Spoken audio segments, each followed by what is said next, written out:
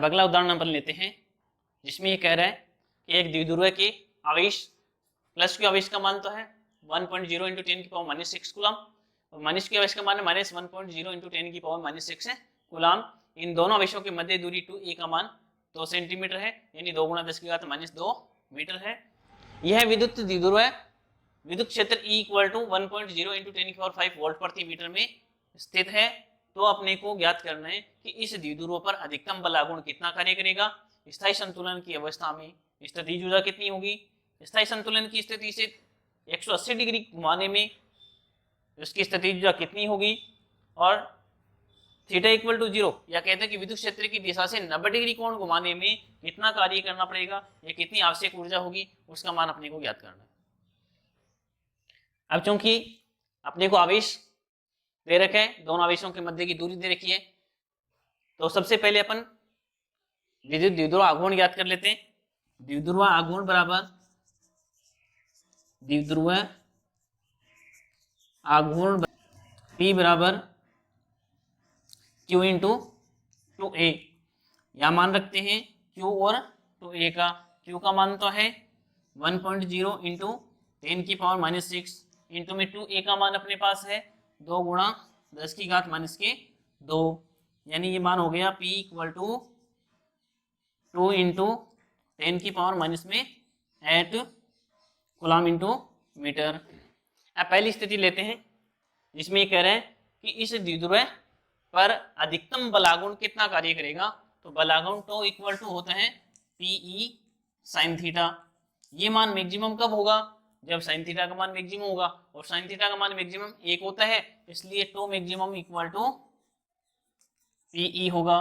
तो यहाँ पर मान रख देते हैं P और A के, तो टो मैक्सिमम मान अपने को प्राप्त हो जाएगा। P का मान अपने पास है 2 गुणा 10 की घात माइनस के 8 गुणा E का मान अपने को दे रखा है 1.0 गुणा 10 की घात 5। तो बलागुण टो का मान प्राप्त हो जाएगा 2 गुणा 10 की घात माइनस के 3 न्यूटन मीटर। अब दूसरी स्थिति ले रहे हैं, जिसमें कह रहे हैं कि स्थायी संतुलन की स्थिति में स्थितिज ऊर्जा U का मान कितना होता है। तो स्थायी संतुलन की स्थिति में U इक्वल टू होता है माइनस का PE। तो मान रख देते हैं इसमें, तो U equal to minus P का मान वही रख दो 2 गुणा 10 की घात माइनस के 8 गुणा A का मान 1.0 गुणा 10 की घात 5, यानी U का मान प्राप्त होगा माइनस 2 इंटू 10 की पावर माइनस 3 जूल।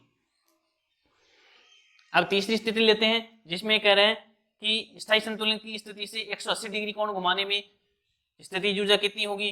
तो स्थितिज ऊर्जा इस स्थिति में होती है PE। यहां भी मान रख देते हैं, U इक्वल टू P का मान आ गया 2 गुणा 10 की घात माइनस के 8 इंटू 1.0 इंटू 10 की पावर 5। तो U का मान प्राप्त हो जाएगा 2 गुणा 10 की घात माइनस के 3 जूल। अब चौथी स्थिति लेते हैं, जिसमें कह रहे हैं कि थीटा इक्वल टू 0 डिग्री से 90 डिग्री तक घुमाने में आवश्यक ऊर्जा कितनी होगी। तो 0 डिग्री से 90 डिग्री तक घुमाने में किया गया जो कार्य है वो स्थितिज ऊर्जा के रूप में प्राप्त होता है, इसलिए U equal to W equal to PE into 1 minus cos theta होता है। यहाँ भी मान रख दें, तो U इक्वल टू होगा P का मान रख दिया 2 गुणा 10 की घात माइनस की 8 गुणा E का मान रख दिया 1 गुणा 10 की घात 5 इंटू में 1 माइनस में कोस 90, और कोस 90 का मान 0 हो जाता है, इसलिए U इक्वल टू आ गया 2 गुणा 10 की घात माइनस 3 इंटू 1 माइनस 0, या U बराबर हो गया 2 गुणा 10 की घात माइनस के 3 जूल ऊर्जा प्राप्त होगी।